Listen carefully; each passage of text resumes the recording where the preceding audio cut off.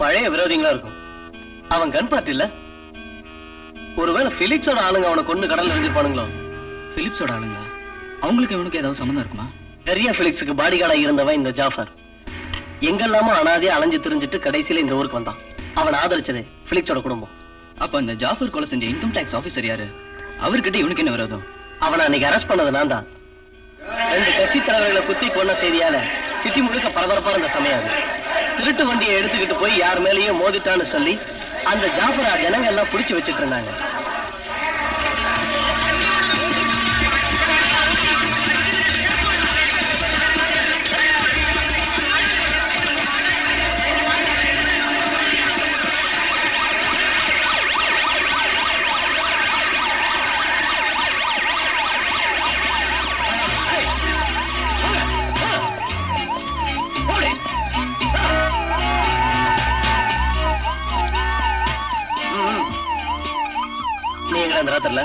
கரியா sir எஸ்டேட்டுக்கு போறேன்.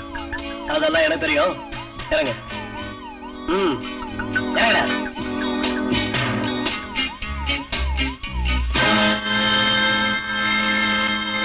வண்டி வண்டி சார்ஜி.